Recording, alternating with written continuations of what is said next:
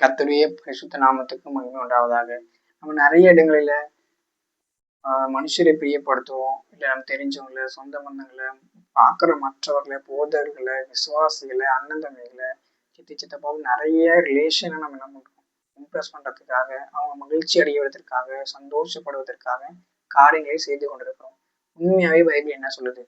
பைபிளில் நீங்கள் எப்படி செய்யணும்னு சொல்லுதா? இல்லை பைபிளில் எந்த காரியத்தை எப்படி செய்ய வேண்டும், ஸோ நம்ம எதை செய்ய வேண்டும் அப்படின்னு பைபிள் தெளிவாக சொல்லப்பட்டிருக்கு. கிறிஸ்துவர்களாக நீங்கள் தயவு செய்து இந்த வீடியோ ஸ்கிப் பண்ணாமல் பாருங்கள்.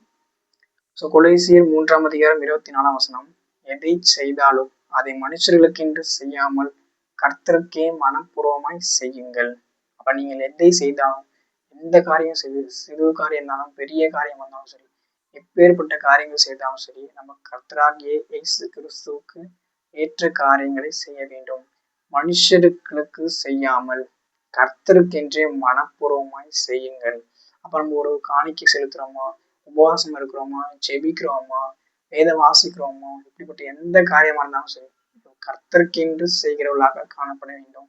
இன்னைக்கு நான் ஜெபிக்கல, ஐயோ பாஸ்டர் சொல்லி வரோம், நீங்க சபைக்கு போல, நம்ம பாஸ்டர் சொல்லி வரோம், இல்லை விசுவாசிகள் என்ன சொல்லுவாங்களா, இல்லை அப்பா அம்மா திட்டுவாங்களா, இப்படிப்பட்ட காரியங்களுக்காக அல்ல, கர்த்தராகிய இயேசு கிறிஸ்துவுக்கு மனப்பூர்வமாய் செய்யுங்கள். இதுதான் உண்மையான தேவனுடைய பிள்ளைகள் செய்கிற காரியமா இருக்கும். நீங்க எப்படி மனுஷனுக்கு பயப்படுவீங்களா, கர்த்தருக்கு பயப்படுவீங்களான்னு கமெண்ட் பண்ணுங்க. Thanks to all.